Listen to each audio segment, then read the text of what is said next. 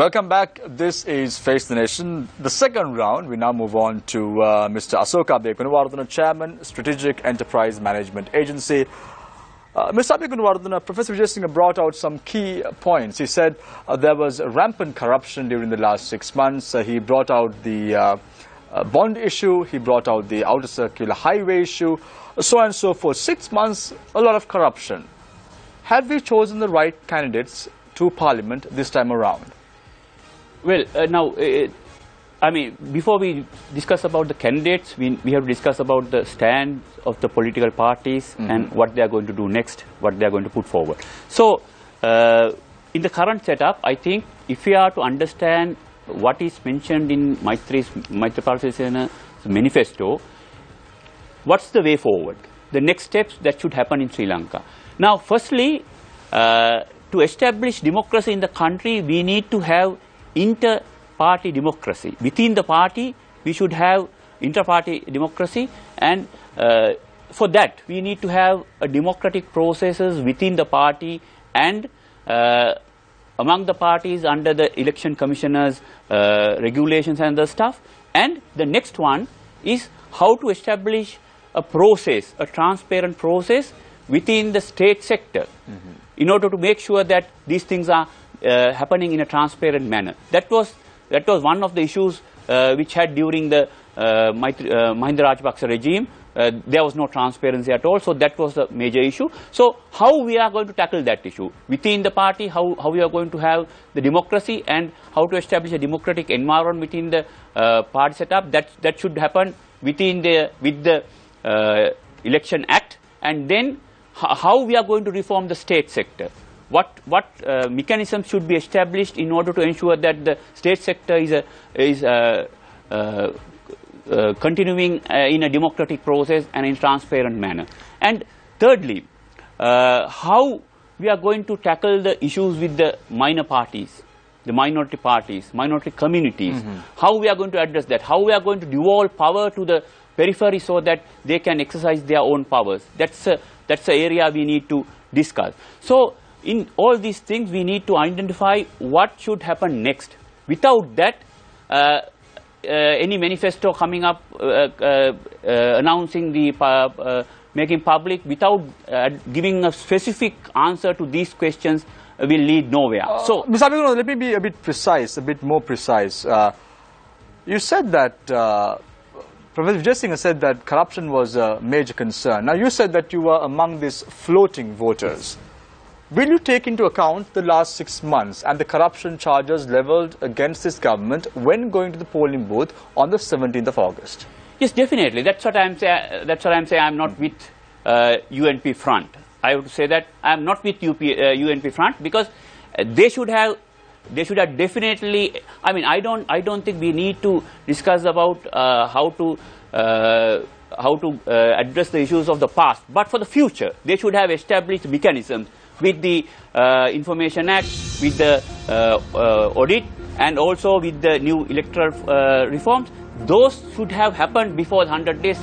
Main culprit is UNP. So I don't think we can vote for them if they don't come up with a brand new avenue with a self-criticism, why they couldn't do it and how they are going to do it next. So definitely I am not with UNP front. And also with the UPFA, we cannot agree because they are saying the same story. There's nothing new in it. So they should address the issues I mentioned within the party, how they are going to establish democracy, how the state sector to be reformed and restructured so that we can have a better open process, and also how to devolve power and other stuff. Those things need to be clearly addressed and show that they have changed. If they are saying that, well, they are thinking of a new beginning, then they should show that they have the courage and they have the commitment to do that. Without having just expressing just words won't work. They should have a firm program, and they should show even before the elections, they should practically show that they are doing something in a progressive manner, because they failed to show that while they were compiling the nomination list, they failed to show any progress at all. So if they are to do something, if they want to win this floating vote or the moderate, then they should show some tangible things during the next few weeks. Thank you very much, Mr. Abhigunawardena. We now move on to Professor Vijay Singha. Professor, Wednesday's statement made by the President, he says that he did not endorse the candidacy of former President Mahinda Rajapaksa. And he said that he believes that as a champion of good governance, he still believes that it's important that party seniors should be given more prominence. Given this statement, is it going to adversely affect the campaign trail of the United People's Freedom Alliance in the future? Well, I think people thought that, but I think it's very, very clear that the President has made a position that we can all understand. Obviously, he stood against President Mahinda Rajapaksa, and I think he was grateful when President Mahinda Rajapaksa moved aside very quickly and handed over the party. But unfortunately, not enough effort was made to build up the party then.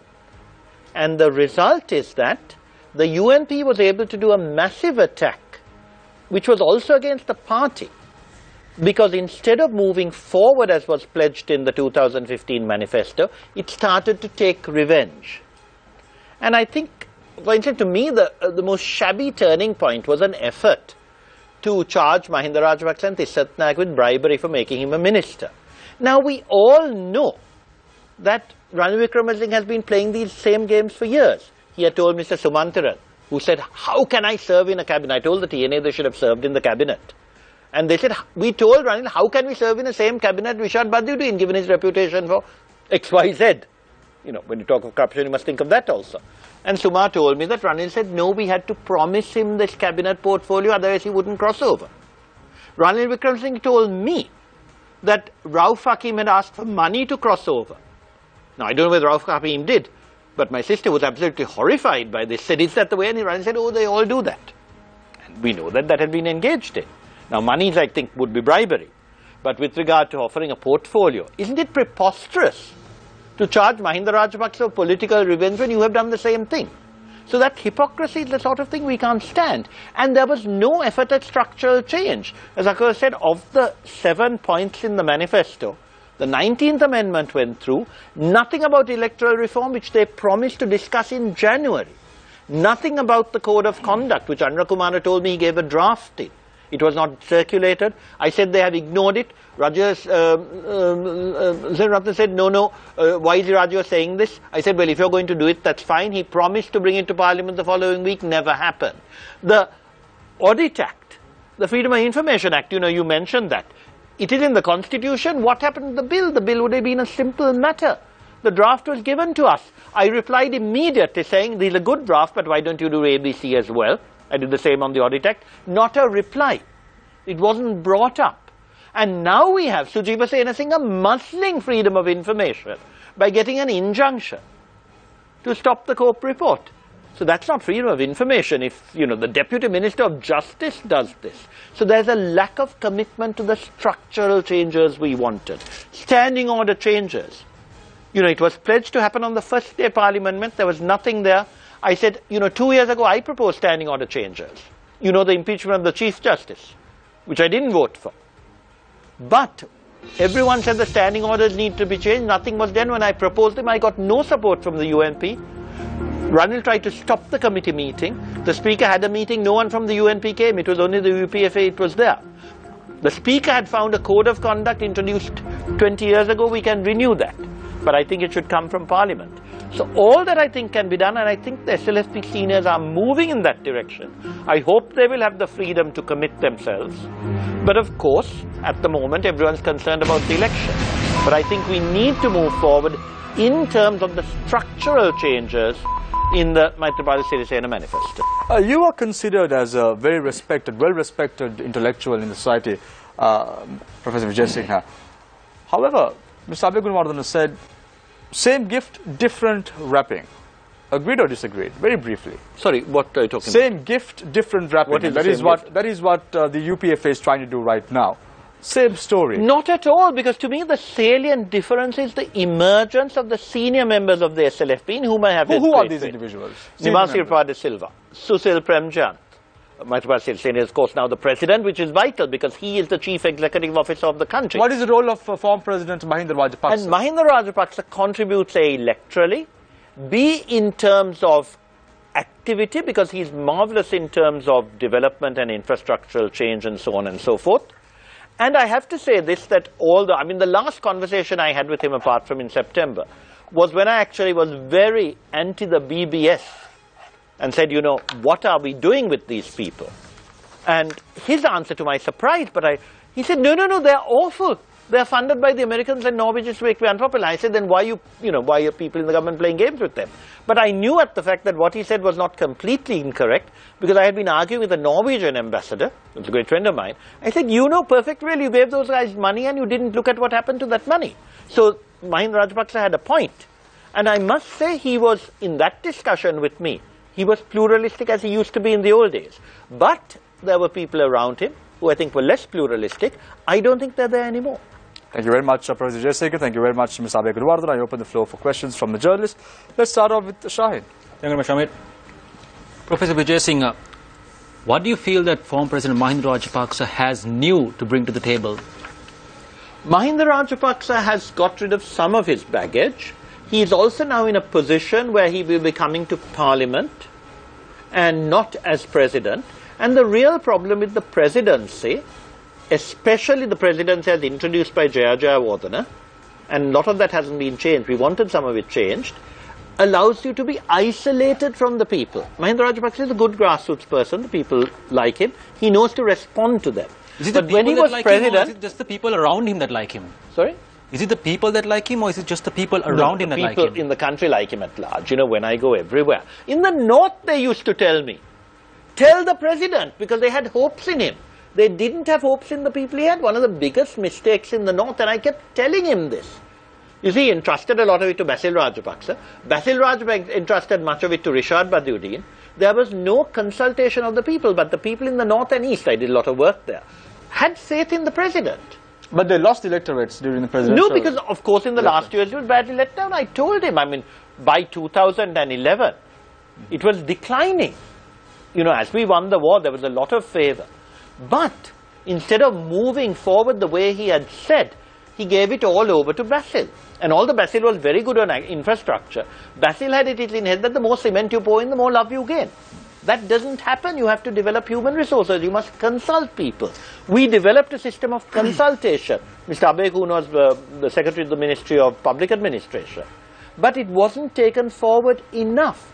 Now, this time round, I said the same thing to Karu. Karu Jayasuriya, who was Minister of Public Administration, is very keen on this because we had a structure with a lot of UNDP support. But then poor Karu said, he doesn't trust me after I was mentioned as a candidate. So division and district secretariats were given to Joseph Michael Pereira. And although I spoke to Joseph Michael, he didn't have the same grasp. I would appreciate if you don't drop names right now because the individuals are not here. You mentioned about Rauf Hakim, you mentioned about Prime Minister Ranil Wickremesinghe. I appreciate if you don't use names because at the end of the day, as an organization, we cannot take responsibility and you as an individual will have to take full responsibility. I take full responsibility for what I say. And what I say Thank you very much is always best not true. Yes, you can go ahead. Actually, Mr. Abhay Gunawardena, I wanted to ask you this question where Professor Vijay Singh was talking about various development initiatives that were undertaken by various people who were close to former President Mahinda Rajapaksa. A lot of the criticism that we saw of the development initiatives that were being spoken about is that this was actually just, rather than development, it was crony capitalism at work. Do you agree? Yes, actually, now, the way things happened in the past during the Mahinda Rajapaksa regime, the development was not a sustainable development. So it's just as they said, it's just a miracle but nothing inside that. So that's not what we want for the future. So if we are going ahead, then we need to have a development model which is totally different from what Mahinda Rajapaksa was exercising. So that model should come. That's what I am saying, that we need to restructure. What is this model? What should it be different? Yeah. Now, in the first thing is we should have sector policies in place. What's happening in the past was there were policies, but the plans are not in line with the policies. Plans for something else. And what is implemented is neither the policies nor the plans. It's ad hoc projects. So that's not the way forward. That's why I'm saying the development model was not sustainable. I mean, how to repay these things, money they lend. So that's an issue, because we need to have sustainable development to make sure that any loan taken should be repaid, while ensuring that we can repay by generating income. So those things, those aspects were not properly looked into. That's what I'm saying, that we need to restructure the state sector and allow to have proper national policies. The strategic sector policies should be there first. I mean, I think from the lobby group, I'm saying is both parties should suggest that what policy elements should be included, and when, how soon they are going to establish national strategic state sector policies. Mr. Abhinandan, do you think this is possible under a United National Front government? United National Front? No, I don't think that's now. I believe the core issue is both parties. Their burden is their leaders. Both parties. UPFA, I think at present Mahinda Rajapaksa is a burden, and for the UNP, I think Ranil Wickremesinghe is a burden. That's why they cannot come out of this cell and have a new program for the country. Mr. Abhinandan, you said, you coined the word and said Mahindaism should be defeated. On the contrary, Professor Vijay Singh said that the Maithripala Mahinda combination will be a formidable one. Do you completely disagree with this? Is this not a working formula that we can manage with? Yeah, the issue is now, it's not a particular person. Mahinda Rajapaksa, whether he is becoming the Prime Minister or not, is immaterial. But what they are going to offer to the country, what they are going to implement, is the core issue. So to that extent, I think, though Professor said that, well, the other leaders, now they have the courage to challenge, both Mahinda and Maitri, I must say that, well, about in February, President Maithripala Sirisena in a workshop stated that, well, I offered democracy to the party. What has happened? The leaders, now they are not afraid to me because I have given the freedom, but they are still afraid to their former leaders. So if they cannot come out of this, the key persons he mentioned, they are still, I believe, they don't have the courage to challenge Mahinda Rajapaksa if he's doing something wrong.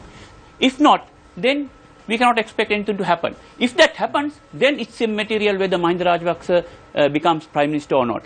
If others challenge, if others have the courage to challenge both Maitri and Mahinda, then we can expect something to happen within UPFA. They should demonstrate that within the coming weeks. Otherwise, I don't think they can attract the voters like us, those who are the moderate or the floating vote, which I believe is a block that can determine the next parliament. Professor Vijay Singh, Mr. Abhay Gunawardena just said that Mahinda Rajapaksa and Ranil Wickremesinghe are both burdens to their parties. Could you respond to that, please? Well, I think I can see what he means, that both of them present great difficulties for anyone wanting to work in a coalition. But I also think that the Mahinda Rajapaksa phenomenon at the moment is also a reaction to what I think was the bad way he was treated after January. Whereas the Ranil Wickremesinghe phenomenon is Ranil Wickremesinghe himself. You know, he just cannot consult other people at all. Now, I think with due permission, what we are omitting in this whole equation is what I would call the elephant in the room, or rather the elephant who has now just gone to Canada. And I refer to former President Chandrika Kumartunga. Am I allowed to mention her name, or should I not? You could mention her name, but do not make any statements that she made before Professor Singh. Just do not make any statements. Okay, but right, you could because I mention think her name, part of obviously. the problem that poor Maithripala Sirisena as President faced is he really believed when he was elected that there would be a genuine coalition government, that all the people who believed in Yahapalana as well as Forward Progress and who believed in his manifesto would come together to take it forward. And he himself told me that, you know, and Chandrika told me that the SLFP part had been entrusted to her. But she knew nothing of the SLFP. And also she was a bit resentful of the SLFP that had supported Mahinda Rajapaksa. So the result is that the SLFP was cut out of all decision making. For instance, if you look at what was pledged in the manifesto, there was supposed to be a National Advisory Council. Who represented the SLFP? Chandrika Kumaratunga and Rajitha Senaratne. So no wonder these people like Nimal Siripal and Susil Premchand and John Senviratne and Anuradha Yapa felt left out. No wonder the SLFP felt we have to go back to Mahinda. Because, you know, you mentioned the fact that there isn't a second rank. But no one bothered to build up that second rank in January. What should have happened was they should have been asked, for instance, on electoral reform. There was a pledge to have a committee of everybody. These guys were not asked. It was only when they put their foot down in March and said we want electoral reform that they finally agreed, and then the president pledged to have electoral reform.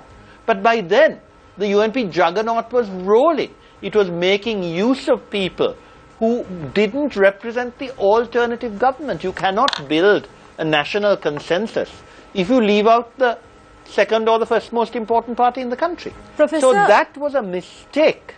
And that mistake is what we are now all paying for, because it means you've gone back to two mega, figures and not the collegiality that parliamentary government should have.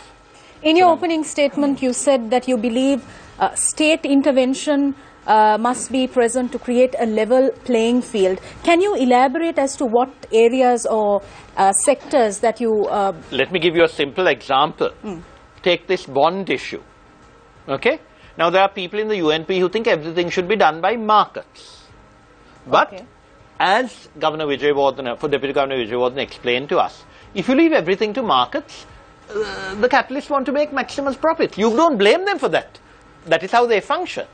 But he said that is why the role of the state is to intervene, to moderate this effect. Because if you just allow the market free rein, then what you're going to have is interest rates getting higher and higher, because naturally they want higher interest rates. So that is why you have a system of using state funds and things like the EPF to reduce this runaway interest rates. Now again, take something like education, right? I believe that it is very important to have private education, but you must make sure that no one is deprived of education because they have no money. That is why free education is so vital. And that free education must be top quality. You can't say by giving free education and it's not so good. That is what Kannangara wanted. What Kannangara did was he created a situation where the clever child from the village would have as good an education as anyone else. And then what did Jaya Jayawardena come and do? He destroyed English medium in the central schools. So the result is that the rich get an English medium education, or even it's not English medium. I didn't have an English medium education, but you get English. These bright rural kids are made second class. And when I tried to start English medium in government schools in 2001, President Chandrika Kumaratunga, is the one who encouraged all that with that wonderful Secretary Tara de Mel. Ranil Wickremesinghe wanted to stop English medium. Professor, this is a slight digression from tonight's topic, but even at present, university students have their syllabuses taught in English, and students from the north, east, the south, students who have only had basic knowledge in education in English medium have to come and study at undergraduate level. This is basically why you have to have a solid English program. Now again, one of my cabinet papers was to use... But do we have teachers who are well versed in English to who are competent enough to teach in English? No, you don't have students who can follow. I'll give you a simple example. One of the things I was trying to do was to introduce service English so that all kids can function in English. I did that at Sabaragaon. At Sabaragaon, I insisted on English medium in the start, but I also gave them such a good English program that my students who used to be angry with me in the first term all now thank me because they did better. But no one else is bothering. Now, for instance, one of the cabinet papers I said is take the wasted time. After O-levels, students do nothing for 3 months. After A-levels, they lose 2 years. This year, they're losing 3 because they haven't bothered to settle that problem. Set up centers all over the country where kids can go and learn English, computer, and thinking skills. Because a lot of our syllabuses don't even encourage thinking skills. When I was at Sabaragaon, I introduced a critical thinking program. The kids used to curse me. Later they told me, sir, that's what they ask us when we go for jobs. It's so simple to do this, but this hasn't happened. Tara de Mel set up an ERC project. It was absolutely destroyed when the UNP government came in, because all the soft skills that are necessary. So I think what you have to do is, and this is where Asoka is perfectly right, you need a holistic planning. For instance, in Sri Lanka, there are multiplying entities. I produced a Higher Education Act which commits ourselves to the Maithripala Sirisena manifesto of giving opportunities for every child. We're on our last minute, and I just want to talk to Mr. Abegunawardena as well. Just before the program, we were talking about how, at the end of the day, it all comes back to education. The lack of visionaries in Parliament, the brain drain. We were talking about the quality of education in this country. Do you see, in the next Parliament, we haven't seen either of the main coalitions talking about their plans for education reform. But in terms of education reform, what would you like to see happen through the next Parliament? Yes, actually now that's one of the key strategic areas I was mentioning. Education. As a whole, we need to restructure everything. I mean, language is only one aspect of it. There are a lot of other areas we need to concentrate and formulate a proper plan. So in that context, I think from the primary education up to universities and the tertiary education system, everything should be properly restructured so that there should be a clear link between the education, the tertiary education and the employment opportunities. Without having that understanding, we cannot produce what the government, the country needs. So education is one key aspect, and there are, I think, about 6-7 other strategic sectors we need to concentrate. Without giving a proper plan, proper policies and plans, at least during the next 6 months after the election, any party coming to govern the country should formulate and establish the policies and plans so that whilst restructuring the state sector, we can implement. So that's the only way if we are to go ahead with the Maithripalanayak Sthavaratak, that manifesto. So that was the point President was highlighting. If we are to do that, then I think it's up to the two leading parties to propose how they are going to implement this manifesto. That's the request made by the President. So it's up to the parties to come up with their clear plans and policies, how they are going to do it. At least the skeleton of that should be proposed before the elections. Then they can do the formal work and procedure, intense studies, and complete it within 6 months. If they are not in a position to propose that, then it's up to us, the floating vote, to decide what's going to do next. Thank you very much, we have an advantage because we have a president. Anyway, he's committed to this, so we can manage within the next election. Thank you very much, Mr. Abegunawardena. I want to thank journalist Shaheen, Sonali, and also Nadeem for posing the questions. We're now going for a short commercial break. When we come back, it's the final round. This is Face the Nation.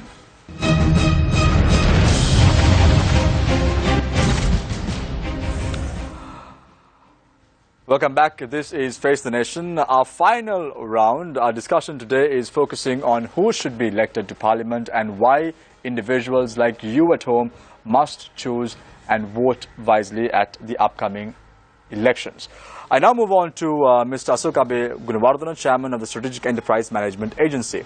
Now, interestingly, last year we saw on the 11th of November when former President Mahinda Rajapaksa began his campaign at the same ground, the Salgadu ground in Anuradhapura, we saw former Minister Vimal Weerawansa starting off proceedings. However, today, interestingly, we saw H.M. Azwa, who is a Muslim, and we saw Mr. Prabha Ganeshan, a Hindu, starting off proceedings at the Salgadu grounds in Anuradhapura. Do you in any way believe the former president's camp fear the minorities, or is this a strategic move? The time starts now. Well, I don't think that move will work. Just introducing the old faces again. Prabha and Azwar both in the same party. So they fail to reflect their aspirations of their communities. So it's a tool that cannot be utilized in a proper way. So now what exactly they should do is the key issue we need to discuss. Right now, let's see what should happen. So we should go back and listen again to what President Maithripala Sirisena made his statement. It's a statement that reflects the aspirations and the frustration of the floating vote. If they listen it to properly, then they can think how they should attract the floating vote. I mean, they may cheer, then he is criticizing the other party. But when he is blaming them, they will try to criticize the president. Instead of doing that, read Maitri properly. That's the key element. We need to read Maitri properly, because in most instances I have seen that even the moderate groups have failed to read Maitri properly. That's why they are in a panic situation. I mean, let's take the example of JHU. They were with the moderate group with Maitri, but when Maitri allowed Mahinda to contest, well, they were in a panic situation. They formed a new alliance, they changed their name, they tried to attract others, none of them came, and they finally ended up in UNP. Why? They couldn't read Maitri properly. If they knew that Maitri is going to make a statement next week, they will not do that. So that's what I am saying. We need to carefully learn how Maitri is responding to the situation. That's exactly is the point. The floating vote could change the president, but they cannot decide who is going to be the prime minister. That reality the floating vote should accept. Because we are not clear about the size of the block, whether it's 500,000, 1 million or 1.5 million. Still, they can decide who is going to be the next president, but they cannot determine who is going to be the next prime minister. So in this context, what exactly is the role of the floating vote? They need to see. At present, I think the only option is to not to go to the polling booth or to go there and reject the vote. But it's up to the two parties to show that, well, they are going to have a new program. They must show in advance that they are committed to do that. If they can do that, then we can really play a role. So even though we don't go to the polling booth or we reject the vote, that has a value, I must say, because that will reflect the aspirations of the minority, the floating vote, and that will give a clear indication that the next parliament, I am sure none of the two major parties will be able to get the simple majority in the parliament. In that instance, the floating vote again will get the momentum through the president. So I don't think the floating vote too should not panic at this stage. Wait and see. If nothing is changing, then we need to reject the vote. If things are happening progressively in either part, then we can flow towards that and support to have a better parliament in the future. Anyway, we are confident that as the president is there, definitely the next parliament we can have a better service than the previous governments. Thank you very much, Mr. Asoka Begunawardana, Chairman of the Strategic Enterprise Management Agency. I now move on to Professor Rajiv Jayasinghe, UPFA nationalist candidate and also leader of the Liberal Party. Professor, you have been heading the Peace Secretariat in Sri Lanka for some time, and then you were spearheading or somewhat assisting in Geneva the Sri Lankan government's campaign there as well, and you were very successful. And you mentioned in your earlier statements that the international community was not taken into account. Do you in any way believe that the international community will not endorse the candidature of former President Mahinda Rajapaksa? A. B is, you have been a strong critic of the former foreign minister, and now you are in the same lot. Are you not ashamed to be in the same lot? I was a very strong critic of Ranil Wickremesinghe several times over, and I was in the same lot with him last time. In fact, looking through some papers, and I was explaining in 2005, and I actually said, I think it was Rangajaya Surya said, you cannot trust Ranil. Now, maybe I'd forgotten that. But you have to choose in politics, and I felt it was very important for Maithripala Sirisena to be elected.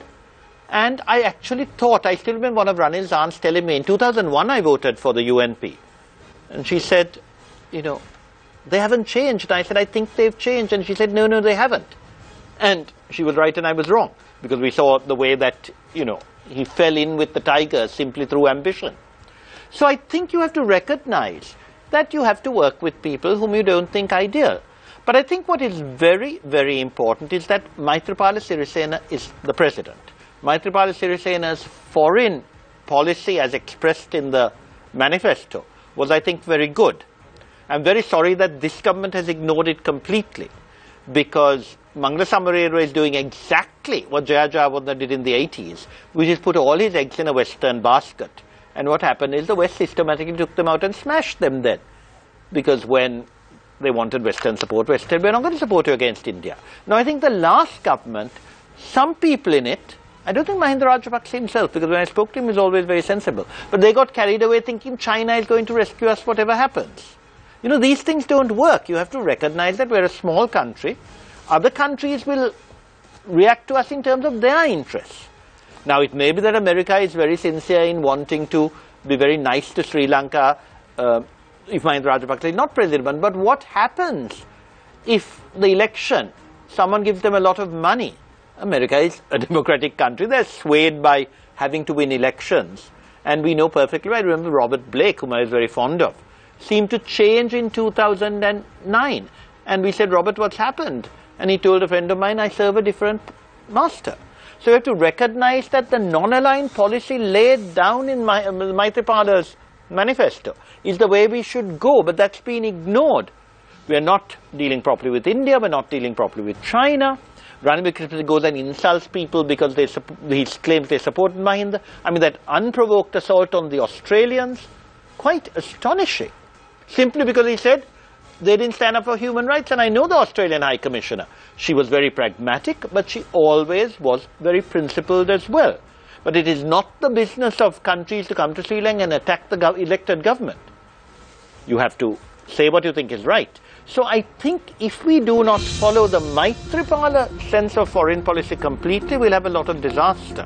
But I do hope that whatever happens, we have a moderate, traditional SLFP type foreign policy when the election is over. I think it's absolutely vital that, as Asoka said, there should be more planning, there should be more discussion with others, nothing done about the think tanks that should have been set up. We have an ad hoc approach to foreign policy now. We are not looking for reconciliation where it should be in Sri Lanka, we're looking abroad. All those need much more rethinking. Thank you very much, Professor Rajiv Vijayasinghe, UPFA nationalist candidate and leader of the Liberal Party. And thank you very much, Mr. Asoka Abegunawardena, Chairman of the Strategic Enterprise Management Agency, for joining us this evening and enlightening the public on who and why they should choose their respective candidates. I leave you tonight with a quote from Socrates. He said something very interesting. I cannot teach anybody anything. I can only make them think. And this single thought has encapsulated what we want to achieve as a network. What is that? A clean parliament for tomorrow. Remember, think wisely before you vote. You have the power. You have the pen. Go to the polling booth. Think before you vote. Thank you very much for joining us. This is Face the Nation. Next week, same time, same place. Until then, take care and have a great weekend.